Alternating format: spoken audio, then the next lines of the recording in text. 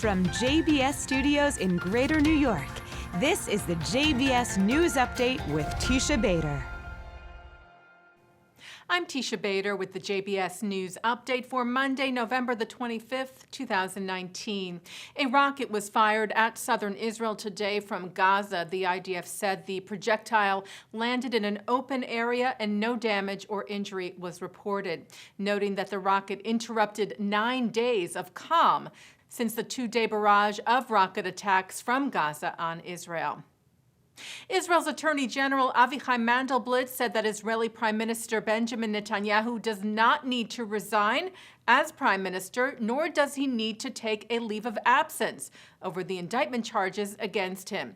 A number of members of Knesset had called for Netanyahu to step down after the indictments on bribery, fraud, and breach of trust were announced last week. Whether Netanyahu may form a government in the future remains to be decided upon. These issues could still be presented to Israel's High Court. Meanwhile, Netanyahu said there are still efforts being made to build a unity government together with Benny Gantz's Blue and White Party. Netanyahu said the contacts haven't stopped, they're ongoing, stressing that a unity government is necessary. There was no confirmation from Blue and White that they were meeting with Likud. Less than 3 weeks remain for any member of Knesset now to be nominated by a majority of other Knesset members to try and form a government in order to prevent Israel from heading to a third round of elections this year. The IDF Chief of General Staff, Lieutenant Aviv Kochavi, met yesterday with the chairman of the Joint Chiefs of Staff, U.S. General Mark A. Milley, who is in Israel. The IDF tweeted that the two discussed current operational issues and regional developments, saying the U.S.-Israel alliance remains as strong as ever. Palestinians in Gaza and in the West Ridge or West Bank are set to protest the U.S. policy reversal on the legality of the settlements tomorrow. PLO Executive Committee member Wassel Abu Youssef was cited announcing the so-called Day of Rage, saying, "We totally condemn this American effort to legitimize the settlements." The Arab League held an emergency meeting today where they also condemned the announcement made last week by Secretary of State Mike Pompeo that the Israeli settlements are not in violation of international law. Pompeo, meanwhile, took to social media to share an article about a gathering last week in London where a group called the Arab Council for Regional Integration, with representatives from 15 countries, called for an end of Israel's isolation in the Arab world. The group also rejects the BDS, Boycott, Divestment, and Sanctions campaign against Israel. Pompeo tweeted, "It's time for Arab countries to abandon boycotts and engage Israel. Middle East divisions," he wrote, "equals instability.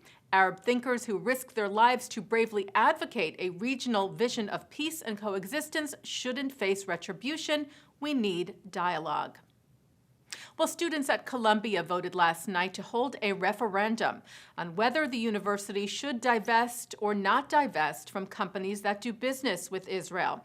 The Columbia Spectator reports that the Columbia College Student Council voted 25-12 last night to hold the referendum to divest from these companies that they claim, quote, profit from or engage in the state of Israel's inhumane acts against Palestinians, unquote. This is the third time that the council has voted on whether to hold a referendum or not, following efforts from anti-Israel groups on campus. A monument honoring iconic Jewish writer Shalom Aleichem was vandalized overnight last night. The statue, which stands in front of a synagogue in Kiev in the Ukraine, had red swastikas painted on it. Israel's ambassador to Ukraine tweeted that Ukraine needed to wake up and called on local authorities to find and prosecute those responsible and educate against hate. And Ukraine's Foreign Minister Vadim Pristaiko called for an immediate investigation into what he called a disgusting incident. Police are looking into the case. By the way, the public use of the Nazi symbol is illegal in Ukraine and punishable by a jail term of up to 5 years. Former New York City Mayor Michael Bloomberg has officially entered the 2020 presidential race. The Jewish politician and businessman, who was a Republican and now a Democrat, filed paperwork with the U.S. Federal Election Commission on Thursday. Police in Britain arrested a man suspected of unleashing anti-Semitic abuse at a Jewish man and his children on the London Underground on Friday. A video of the incident shows a Muslim woman standing up for the Jewish family, trying to get the perpetrator to stop even as he threatened others. The video went viral with over 1 million views. The Muslim woman was later identified as Asma Shuwaik, who said, "I'm a mother, and I thought if I were with my children, I would want someone to intervene." The father of the Jewish family, who did not wish to be named, met Shuwaik in Manchester today to extend his deep gratitude. Shuwaik said she has faced Islamophobic abuse in the past and that her faith calls for speaking out against injustice.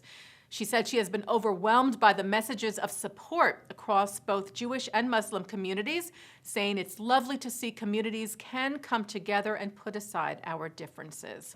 Taking a look now at our programming for tonight on JBS for Monday, November the 25th. At 7 o'clock, it's The Wisdom of Dr. Ruth. At 7:30, a look at the Palestinian perspective, as Yossi Klein Halevi sits with Palestinian Americans Yusuf Bashir and Rawan Odeh, whose letters he included in the revised edition of his Letters to My Palestinian Neighbor. That's with Neil Zuckerman at the Jewish Week UJA Federation of New York program at the Park Avenue Synagogue. At 9, Mark Golub sits down with Bassem Eid, who founded a Palestinian human rights organization. At 10, historian Simon Shama speaks at the 92nd Street Y. And coming up right after this newscast, it's In the News.